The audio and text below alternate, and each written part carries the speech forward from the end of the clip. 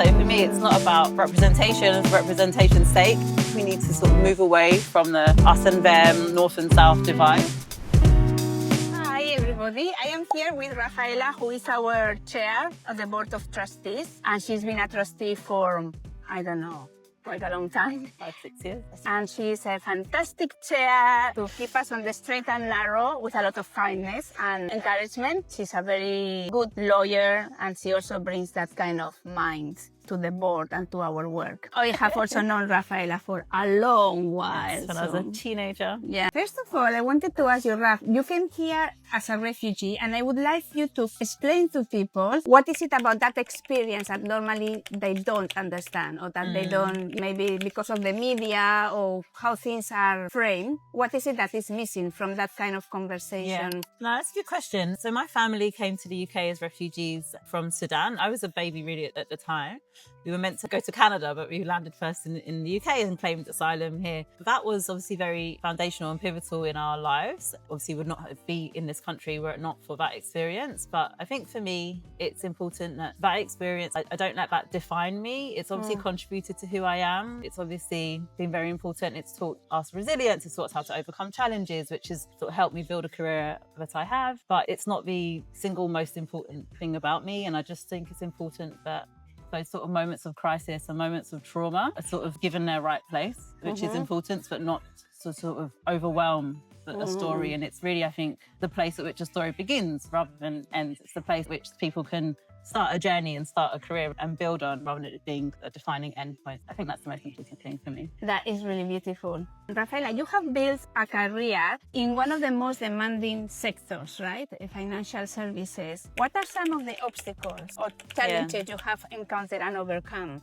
Yeah, no, I think firstly I would say I chose my career, so I can't really don't blame the environment too much. I chose to be in that environment. So I'm a corporate lawyer, I trained as a private equity lawyer, I worked in the city. Yeah, those environments are not built for someone like me. They're not built for a refugee, an immigrant, someone that has 2 brothers and 5 sisters. You know, I come from a very different world to a lot of people that I worked with. And I think for me, it was enlightening. There were moments that were challenging. You know, my name has never been spelled correctly, constantly mispronounced. My hair is very different.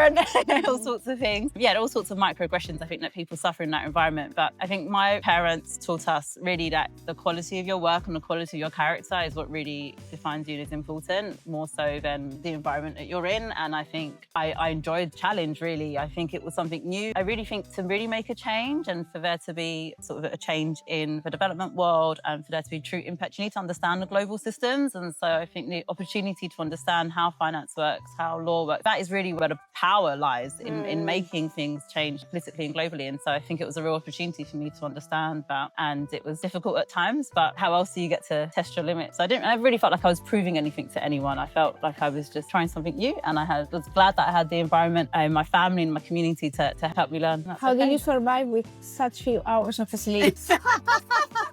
I mean, that's hard to say. I mean, you're so amazed that your body can do these things. I think, and you're not doing it on your own. You're in a team and you're all sort of powering through, and yeah, it can be grueling. I mean, there was a whole period I felt like I was having cereal for dinner every night because I didn't have time to cook or whatever. And that's okay. I think they're all just experiences. And as I said at the beginning, I chose that career, and I think more importantly, I chose when to leave. I think it's really sad when you see people who are stuck in that world. And I think if you're not happy, you can go. And when I felt like I'd learnt enough, and I'd developed the networks I wanted to, and I was ready for a change, I left, and that's okay. That's freedom. Exactly. So, Raf, Wonder was founded by diaspora women. How do you think that has shaped what we do, and why is that important? Yeah, I think that is really foundational to what Wonder does, and I think what makes Wonder really unique. It's not by accident, I think, that all of these women, including my sister, over 10 years ago, and yourselves came together to create Wonder, because you cannot really understand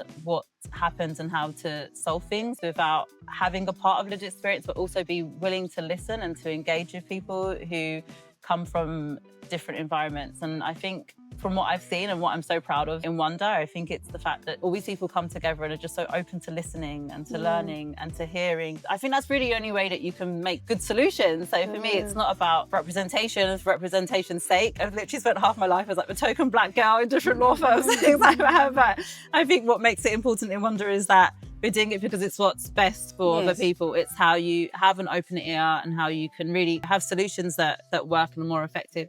And also, I think what I've seen more recently and I'm really proud of is the sort of global South exchange. I think it's fantastic. We're not just us in London here imposing solutions on people in Nigeria. No, people in Kenya, Nigeria, and Guatemala and the Philippines can all share together. And I think real privilege to see how Wonder allows all of these other local partners and stuff to network together. So you've been with us now formally for about 6 years, informally for longer. What is it that Wonder has taught you that you didn't expect you would discover here?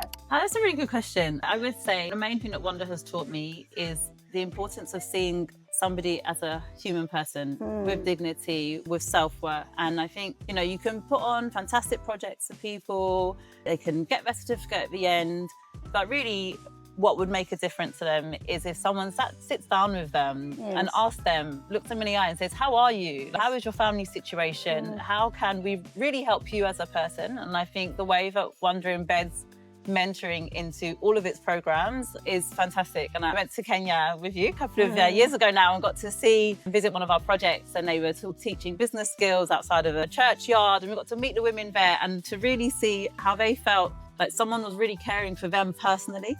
Yes, there were hundreds of women on this course, but they had a mentor. They really trusted the leaders of the project, women who were really respected in their environment, had the requisite skills, were really impressive. And you could see how they knew each other's names or first names. They really cared individually. And I think that's something you don't for everyone in the world, really, but it's great that we can do this in Wonder. I think that's what the main thing I've learned. So, Raf, having been in the city, corporate lawyer, trustee of Wonder, and also trustee of other educational institutions, I know, being at the intersection of finance, law, powerful things, and international development, what do you think it takes to shift power truly? Yeah, that's a tough question. I don't think I'm qualified to answer that, but I think from the small things I can say about this, I think there's a lot of people with great intentions. People want to alleviate poverty. They want to ensure that there's equality for women, all of these great intentions, but there's a real gap in implementation. And I think what needed there is listening, is being closer on the ground and hearing what people actually need. And I think it's important to physically be in a room and to ask people, how can we actually help you in the environment that you're in? What works in one place doesn't work in the other. And so I think we see that in our projects. Like, we've had to tailor the mentoring program across the projects because what's relevant in some place isn't relevant in others. And so I think that's really important, and that requires hard work, it requires trust, but I think more importantly, it really empowers people in the global South to come up with solutions on their own as well. I think we need to sort of move away from the us and them, North and South divide, and be like, these intelligent people, they know what they need better than we do. Yes, there's a lot that we can offer and do, and I think it's great that we form these networks. I think it's great that, there's an understanding of the global systems, because otherwise you're not working within an environment that actually make change. I think that's fundamental, but I think you then need to go from that to making effective solutions by being on the ground and seeing what actually people need. And so I think that gap can only really be closed if you're there and you're listening and you're working with people and they're coming up with things on their own. If a young woman was watching this now, she's a refugee, what would you want her to know about her future in the UK? I think I'd want her to know that she's very brave.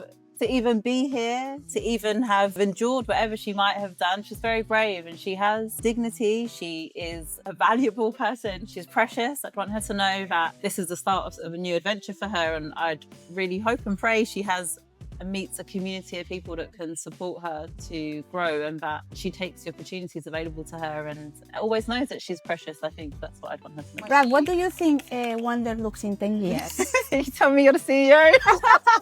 No, I mean, if Wonder can continue developing projects, working with partners, becoming more self-sustainable maybe, sort of having more revenue streams and which we can use so we're not entirely reliant on donations, fantastic. But also, I think if Wonder's not there, that's okay as well. I think we've done great work, and what we really want is for all the projects to be independent and to make a difference to the girls.